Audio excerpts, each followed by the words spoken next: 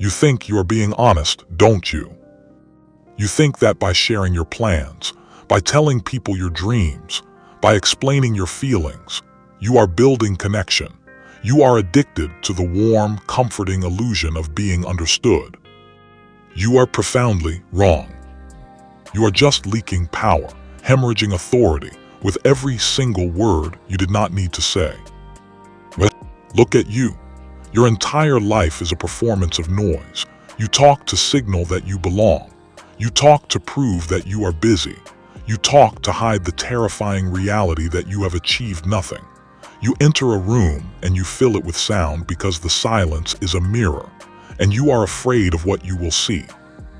Your social media is a digital cry for help, a carefully curated museum of the man you wish you were. You apologize for your own existence, for taking up space, for having an opinion that might, just might, cause a ripple in the stagnant pond of social harmony. You are not just harmless, you are background noise. The lion does not roar to announce its hunt. It moves in absolute silence. Its power is not in the noise it makes, but in the deafening silence its presence creates in the jungle. Every other creature holds its breath.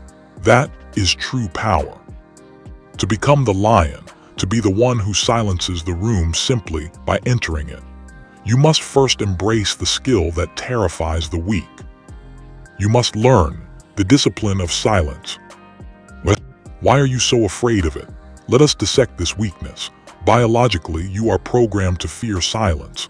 For your tribal ancestors, silence from the group meant ostracization, banishment, and banishment meant death. So you chatter, you signal your compliance, your harmlessness, you scream with your words, "I am not a threat, please do not cast me out."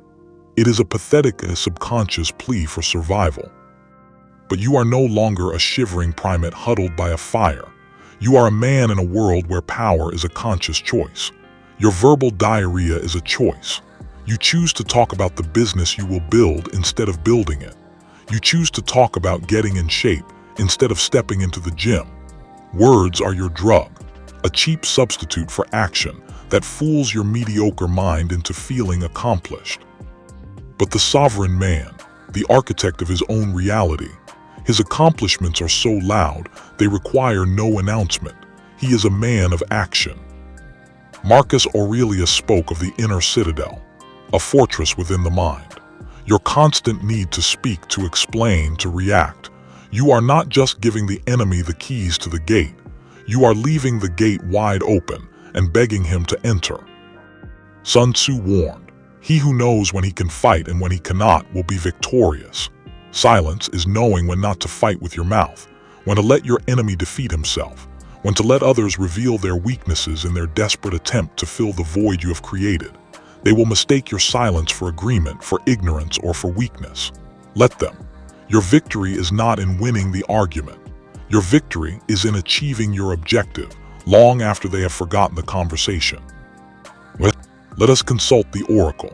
In ancient Greece, the most powerful institution was not an army, but a woman sitting on a tripod in a cave in Delphi, breathing intoxicating vapors. Kings and conquerors would travel the known world not for her words, but for her cryptic, potent silence. Her proclamations were short, vague, riddles wrapped in shadow. To the man who attacks Persia, a great empire will be destroyed. She did not say whose, she did not explain. And in that calculated ambiguity lay her power. Men projected their own hopes, fears, and ambitions onto her silence. They filled in the gaps with their own narratives. The oracle did not give answers. She forced men to find the answers and the consequences within themselves. You do the opposite. You offer everything. You explain your logic. You lay out your feelings like a cheap buffet. There is no mystery. There is no void for others to fill. You are a book written in large, simple print, left open for any passerby to read. There is no power in being that simple. Now consider the modern oracle.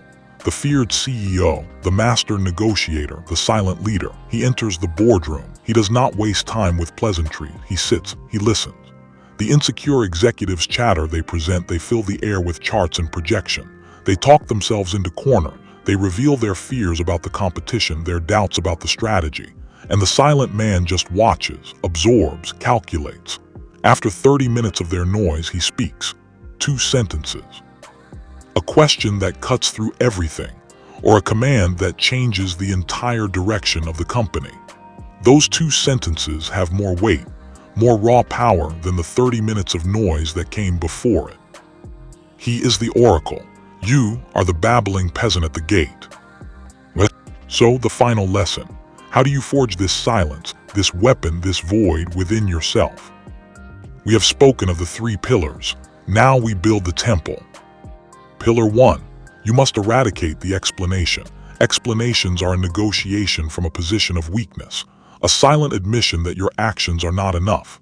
A no is a complete sentence. I cannot make it is a complete sentence. That does not work for me is a complete sentence. From this day forward, you operate on the principle of informational asymmetry. You will know more about them than they know about you. In every interaction, you will absorb information and radiate mystery. Stop volunteering information they did not ask for. Make them work for it. Make them earn the privilege of knowing what is inside your mind. Pillar 2. You must forge the facial void, the Stoic apatheia. Apatheia is not apathy. It is the absolute dominion over your emotional reactions. The average man is a puppet. Praise pulls his strings up. Insult cuts them down. He is a slave to the words and actions of others. Your face will become a stone mask, a serene, unreadable canvas. In the face of crisis, you are calm. In the face of victory, you are composed. This infuriates your enemies. It confuses your allies. And it forces everyone to respect you. Because a man who cannot be emotionally manipulated cannot be controlled. You will no longer be the puppet. You will become the puppeteer. Pillar 3. You must master the ghost protocol. Value is a direct result of scarcity. Anything that is endlessly available is worthless. Your time, your presence, your opinions have become worthless because they are always available. You must disappear. To become a legend in your circle, you must first become a ghost. Remove yourself. Decline invitations. Let your phone go unanswered. While they are attending meaningless social gatherings, you are in the gym, in the library, building your business in the dark. While they are posting pictures of their brunch, you are building an empire. Then you re-emerge, not with an announcement, but with a result so potent, so undeniable that your absence is retroactively explained. They were playing checkers.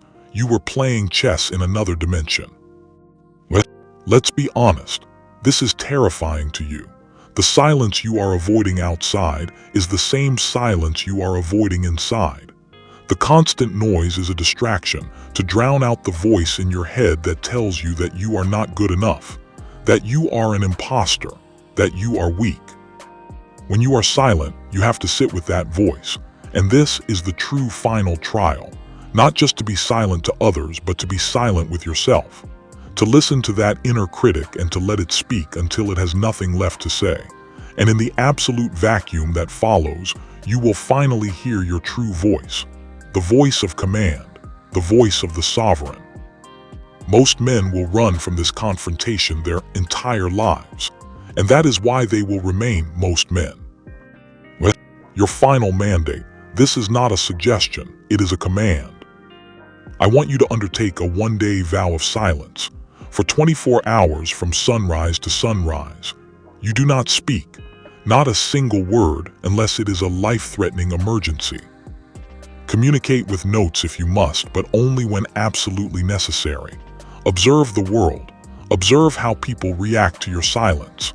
Observe the anxiety it creates in them. Observe the respect it begins to command.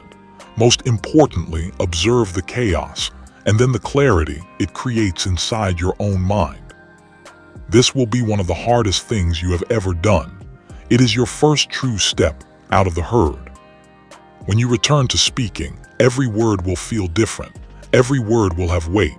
You will have learned through brutal practice the awesome, terrible power you have been wasting.